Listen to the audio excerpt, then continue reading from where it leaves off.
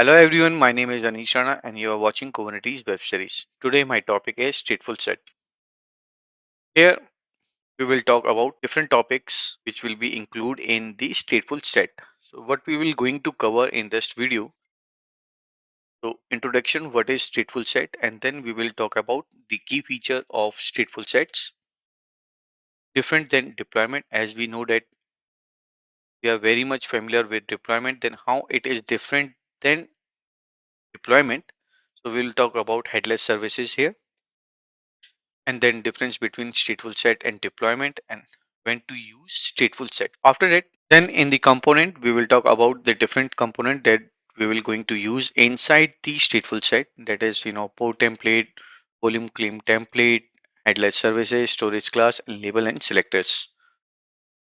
In the implementation we will do basic stateful set configuration and then advanced configuration. In advanced configuration, what we will add volume claim template, and I will explain you how it is different than volume claim. Then scaling the operations, we will do the manual scaling and then scale down and automatic scaling with the help of HPA. And then last we will cover the upgrade strategy. It will be a theory part only, blue and green strategy, Canary, and rolling updates.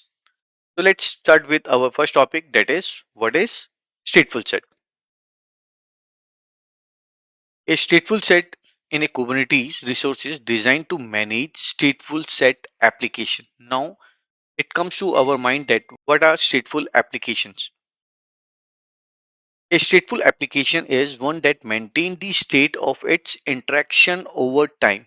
This means that application keep track of user sessions, data, and other contextual information between requests. Let's take an example that in online shopping, platforms that remember items in user carts, social media applications that keep track of users, preferences, and interactions. I believe that it is not very much clear. Let's, with the help of 3D animation, we have pods and services, and this is one user. It sends the request to service, and then the service will send the request to pod. Let's take an example that it create one user. After some time, it again sent the request, and now this time service sent the request to pod. Due to the miscommunication or the both are not interact with each other or communicate with each other, the previous added user is happened only on this pod, not on this pod. It means that whenever after 5 minutes or some time user sent the request and this time service sent the request to this pod, the previous created user will not observe for this user, right? Or any card it has added, it will not observe on this pod. For that reason, what we can do, we can add the storage here. And now what happened that this storage will maintain the state. What it means that when the user send the request to this service, it's write anything, and the write will be done on the database server, and both ports are connected to this storage. Next time when the user send it request to this service, this time it sent to this pod, but this pod read the database. It means that here we can say that we maintain the state, and here we have stateless applications running. So now I believe that you understand that what is the meaning of stateful and stateless. In simple word, we can say that stateful application are those applications when we do anything, it remember it, right? So previous example is when we go to Amazon website or any website, we add some items in the carts. Next time when we log in, again we will observe same item in our cart. It means that these are stateful applications. And if it don't remember, then it is simply stateless applications. I hope it is clear now. The first definition, it is clear. And the second is, unlike a deployment which is suitable for stateless application, a stateful set provide guarantee about the ordering and uniqueness of port. What it means, or we can say that a stateful set run a group of pods and maintain a strictly identity for each of those pod. What it means that, let's take an example that when we create a stateful set, it created, and take an example that we have three pods running inside here. Now, if we execute kubectl get pod, we see that three pods are running and the first pod number is -0. For stateful set, it is always start with -0. Remember it. Now, if we delete this pod nginx -0, the stateful set will create another pod but with the same name that you can see here that again the same pod is created here. It means that stateful set provide the guarantee about the ordering and uniqueness of pod or identity for each of those pods. I hope it is clear now. Now the third definition is says that this is crucial for application that requires stable identities, persistent storage, and ordered deployment and scaling. Now let's understand the third point. We have one deployment. Inside this deployment, we have replica set. Further, this replica set have pods. And again, in these pods, we have container running on this pod, right? Now, all these three pods are connected to only one PV. PV means persistent volume. Now, if these three pods are writing on this persistent volume, maybe sometime it is not synchronized well, right?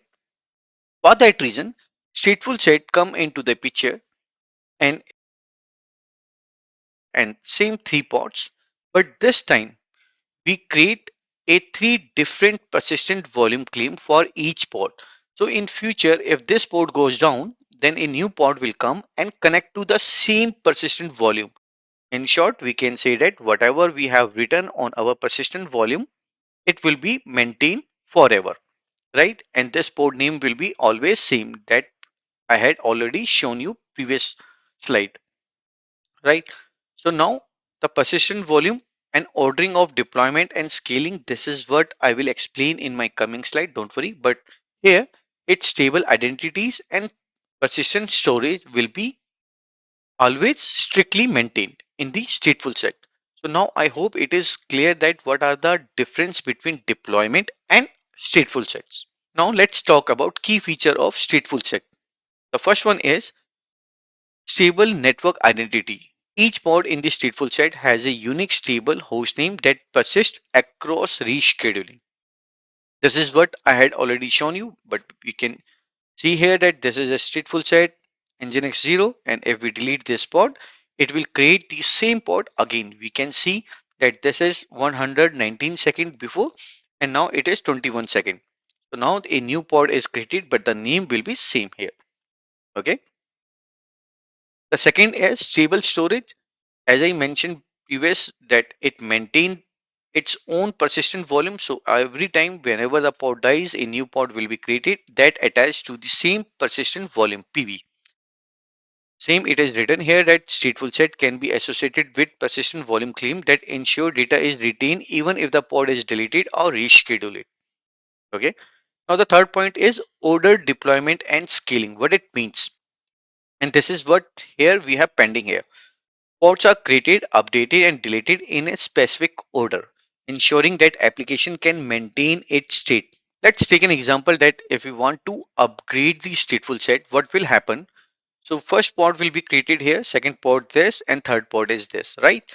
If we create, so the upper one, the ordering of the highest number, it means here 2 will be deleted first, then it will create the second pod. As you can see here, it is V2.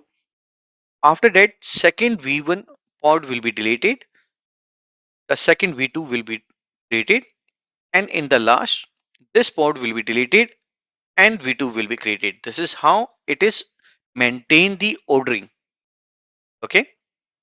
So pods are updated one by one in reverse order. But when we create the stateful set, first pod will be created 0. After once it created running fine, then the one will be created and then the second will be created after that. I hope this order will be created here. So now from this slide, we get to know that order deployment and scaling, it maintain it. So now I hope it is clear now. The fourth point is graceful termination. Ports are terminated in reverse order, allowing for a controller shutdown process. Okay. Now, how the stateful sets are differ than deployment? This is what it is not clear. Maybe let's have a look into this. Use case of stateful set. Let's talk about where we can use stateful set. Database such as MySQL, PostgreSQL, Cassandra, where the database is mandatory and the data is consistent and identities are crucial. So on those cases, we should use stateful set instead of deployment. Now, distributed system like Kafka and Zookeeper, where the nodes need to maintain their state and identity. And the third is application with persistent data. Any application that require persistent storage and stable network identity, here we use stateful set. Now, let's talk about how the stateful sets comes, how it create the pods. When we create the stateful set, first it will create the first pod.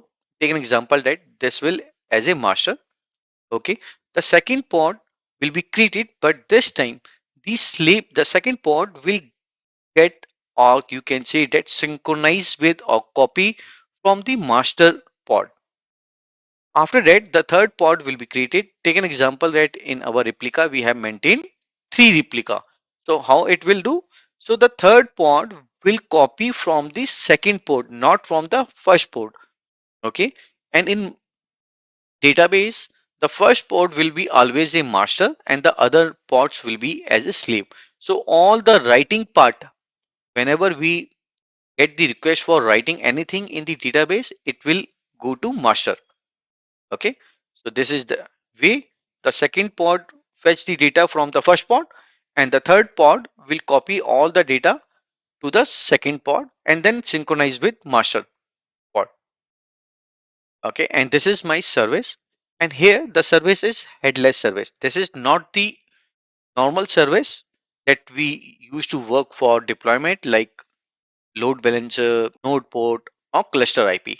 So this is not the service. So this is the service of headless service. It means that we will not going to define any IP address for this service. So now this user send the request to this headless service, and if it's write request, then it will go to master pod. But if this request is for read, then it will send the request to second pod or this pod. Okay, this is how the stateful set works. I hope it is clear now, and I will explain in the lab section that what is headless service. Don't worry. So when we create the deployment, it will create the three pod parallelly. But in stateful set, it create the first pod. Once it's created, then the second pod will be created. After that, the third pod will be created. But in the case of deployment, all the three pods will be created parallelly. Okay, and this is my service here, and this user send the request and it can send to any pod. But here in the stateful set, if it's in write, then it goes to master, and if it's for read, then it goes to this pod or this pod. I hope it is clear now. So in the headless services, what we can say that a Kubernetes headless service allow a client to connect to whichever pod it prefers directly. It doesn't route the client request regular services. So here it can send to any pod, but here it can send to specific pod only. Okay, so let's talk about the difference between stateful set and deployment. Use case for stateful set obviously manage stateful application like database, and it is stateless applications. Pod identities, each pod has a unique stable identities host name that we have seen, and pods are interchangeable, do not have the stable identities host name, code name, right? Storage support persistent storage with a stable PVC, different PV for use for each pod. Typically use ephemeral storage or can be used PVC. PVC used for all ports. One PVC for all ports. Ordering guaranteed order deployment, scaling and termination. We have seen that the highest order number deleted first and then it will create the second pod. No guarantee of order in the deployment, any pod will be deleted, right? When we scale up or scale down. We don't know which pod will be going to delete, right? Network identity, stable network identity like MySQL 0, MySQL 1. So when we talk about headless services, we get to know that these will get the IP address, but here the pod will get the IP address, but the DNS name will not be created here. But here the DNS name will be created for these pods. Scaling pods are scaled in order to 0, 1, 2, and here can be scaled up or down without any order. And use of headless services, here it is used for headless services, but here we use normal services. Now let's talk about component of stateful sets. So simple stateful configuration would be apps slash v1 and the kind is stateful set and the service name is MySQL.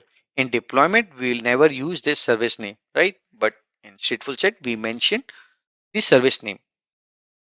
And here the selector and template, it is same as it is for deployment. Let's talk about some complex one. My stateful set name is this one, my state anything. Specific is service name. This is what we have defined. And when we create this service, we'll use cluster IP none. This is for headless services.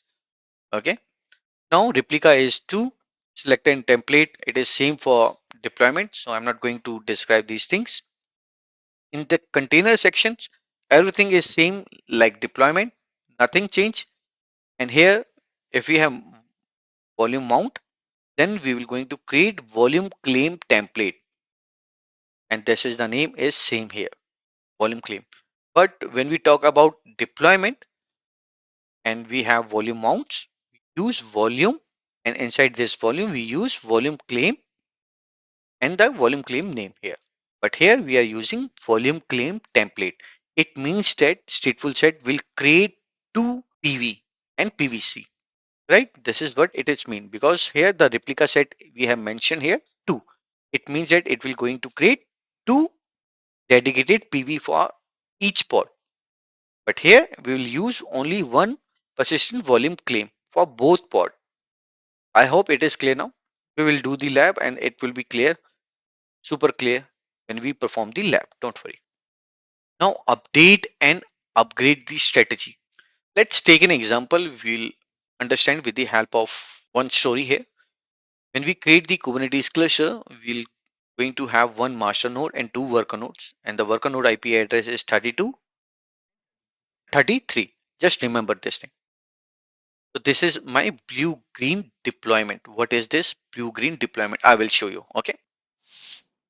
For sending any traffic to this cluster, we need a load balancer, right? We must assign one dedicated IP address. For this example, I have mentioned the private IP address, but in production, you will generally observe the public IP address. The load balancers, what we have defined that whenever it receive any traffic, just forward the request to these two IP address 32 and 33. These are my worker node IPs. Okay. Kubernetes provides a variety of controller that define how pods are set up and deployed within the Kubernetes cluster. These controllers can group pods together according to their runtime, right? And can be used to define pod replication and pod startup ordering. For an example, deployment represents the stateless application pattern in which you don't store the state of your application. However, the stateful set maintain the state of the application, right? So this is my deployment and this is my stateful set. Let's take an example that user want to access example.com, www.example.com. And this resolved to this IP address 1.31. Remember that this IP address belongs to this load balancer IP address, right? Whenever it receive any traffic, this load balancer will forward the traffic to this nodes. And this node we have created the in our Kubernetes cluster one, we have created the ingress controller. Whenever it receive the traffic, it forward it to respective applications, right? Hence load balancer send the request to ingress controller and after that ingress controller will forward the traffic to the respective stateful set or deployment. It's up to us or based upon our requirement we create a stateful set or deployment or daemon set, whatever it is required, right? This is a basic how we access our application. Now, a blue green deployment is a change management strategy for releasing software code. Blue green deployment, which may also refer to as A and B deployment, require two identical hardware environment that are configured exactly same. Please note that whatever the hardware we use for Kubernetes cluster 1, same hardware we should use for cluster 2. Same replica, you can say that. Same application we need to run, whatever we are running on cluster 1, the same thing it should run on cluster 2. Now the question comes our mind that where we need to deploy this blue green deployment. And the answer is blue green deployments are often used for consumer facing application and application which are critical uptime requirement. For those scenarios, we use blue green or green blue strategy. Okay. So whenever a new version of application is ready for release, as you can see here that it is V2 now, new code is released to inactive environment. Inactive environment. New code will be released to the inactive cluster environment. We can say that. And here in our case, for this example, we have blue inactive cluster, right? And after that, it will be thoroughly tested by the developers that everything is working fine or not. Once the code is verified, we just need to modify our load balancer, that modify the IP address of this, and it will remove here and it will forward the traffic to a new ingress controller, right? We just need to modify this load balancer that now the traffic you need to forward to this cluster, not this cluster. This is what we perform in our production environment, from switching one cluster to another cluster. That's it. Okay. After that, if we observe some issue in the production environment, whenever we switch, we always observe the issue. What will happen? So now we will again change the IP address and now again it forward to here. Let's take an example that we performed all things well. It means that this cluster is working fine. Now what we will do, we will upgrade this. Once we everything is fine here in this cluster, we will upgrade this Kubernetes cluster. The benefit of that, in future, if this cluster goes down, then again we can switch to this here. We can use as a disaster recovery. For that we can use this cluster. Now in future, a new release will become, then we will upgrade this pods and verify, deploy all our post checks, everything is work fine, then again we will switch this load balancer. That's it. So now I hope you understand that what's the difference between why we are using blue and green strategy. Obviously there are some drawback here. Blue green deployment need two identical set of hardware, and that hardware carries added cost and overhead without actually adding capacity or improving utilization. Changing the database, it is not only time consuming process but also a tricky one. Playing with database is always a tricky part, right, and risky part. Organization that cannot afford to duplicate hardware configuration may use other strategies such as canary testing or rolling deployment. A canary test deploy new code to a small set of users, and for rolling deployment it will apply on the fly on the production environment directly. If we observe any issue, we will switch back to the previous one. Otherwise, a new code will be released in the production environment directly. Okay. And as I said initially that this upgrade is only theory part, but yes, I will come up with a new video for this topic, that how we can perform the canary or rolling deployment. Okay. So now this is what we need. Everything will be same here. So in simple terms, we can see that blue and green deployment, it will be cost and overhead without actual improving or adding capacity, right? So for that reason, we can use canary deployment. But if we have a budget, then we should go for blue green deployment. Let's jump to our lab environment.